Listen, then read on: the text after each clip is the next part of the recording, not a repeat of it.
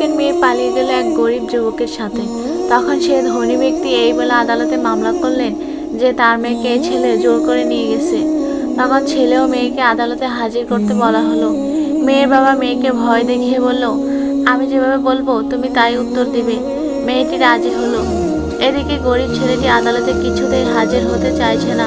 তখন ছেলেটির পক্ষের উকিল বলল, তোমার কোনো ভয় নেই, জজ কোর্টে তোমাকে যা জিজ্ঞেস করবে তুমি চুপ করে থাকবে, কোনো কথা বলবে না। কোর্টের হাজিরা দিন এলো, সবাই উপস্থিত হলো। এবার জজ মেয়েটিকে জিজ্ঞেস করলো, এই ছেলে কি তোমাকে জোর করে নিয়ে গেছে? উত্তরে মেয়েটি বলল, জি। এরপর যুবককে জিজ্ঞেস করলো, তুমি কি এই মেয়েকে জোর করে ভাগিয়ে নিয়ে গেছ? যুবক কোনো উত্তর দিল না। এভাবে যুবককে যাই জিজ্ঞেস করা হচ্ছে সে কোনো কথাই বলে না, শুধু চেয়ে থাকে।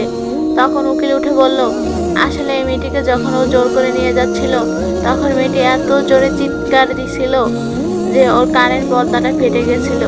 সেদিন থেকে ও কোনো কথাই বলতে পারে না, কানেও শোনে না, শুধু চেয়ে থাকে। মেয়েটি তখন উঠেই বলল, মিথ্যা কথা, আমি কোনো চিৎকার দিছি না। তখন উকিল উঠে বলল, চিৎকার যখন দিছ না তখন এই ছেলেও তোমাকে জোর করে নিছে না?